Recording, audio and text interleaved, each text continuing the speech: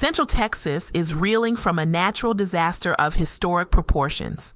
Torrential rainfall, rising rivers, destroyed homes, and now heartbreaking loss. On July 6, 2025, the Lone Star State woke up to a catastrophe. At least 52 people have been confirmed dead, including 15 children. But the number could rise. Among the missing, 27 young girls from Camp Mystic, a Christian summer camp nestled along the Guadalupe River. This all began in the early morning hours of Friday, July 4th. Powerful, slow-moving thunderstorms, fueled by Gulf moisture and remnants of a tropical storm, unloaded up to 15 inches of rain in less than 24 hours. That's half a year's worth of rainfall in just one day. The Guadalupe River rose an astonishing 26 feet in under an hour, a surge that overwhelmed flood defenses and left many residents with no time to escape. This is now being called one of the deadliest floods in Texas history. More than 850 people have been rescued, some from rooftops, others found clinging to trees, but many remain unaccounted for. The worst tragedy struck Camp Mystic, located near Kerrville. As floodwaters roared through the valley before dawn, cabins were swept away. Dozens of children, many just 10 to 14 years old, disappeared in the darkness. One parent told reporters, "We sent our daughters off to have the best summer of their lives. Now, we're living a nightmare." Though Kerr County was hit hardest, the devastation spreads across at least 14 counties, including Comal, Bandera, Bessar, Travis, and Hayes. Cities like Kerrville, Comfort, Hunt, and Spring Branch have seen catastrophic flooding. Infrastructure has been shattered, roads and bridges are gone, power lines are down, cell towers have failed in some areas, river gauges were literally ripped out of the ground after recording record water levels. Mandatory evacuations were issued for low-lying areas in Kerrville, Comfort, and along the Guadalupe. Shelters have been opened across the region, but access remains difficult. The response has been massive.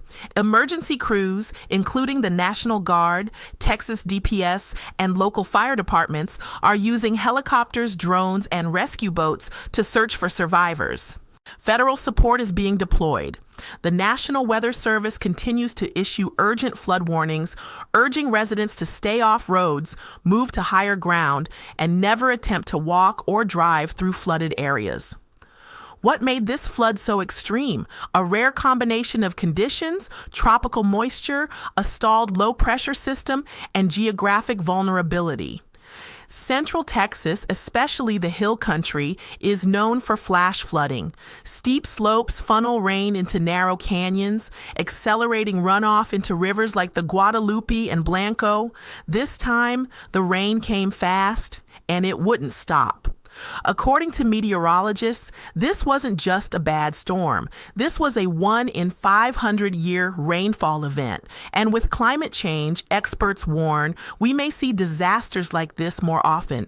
The human toll goes far beyond numbers. Communities are traumatized. Families are waiting by the phone. Churches are holding vigils.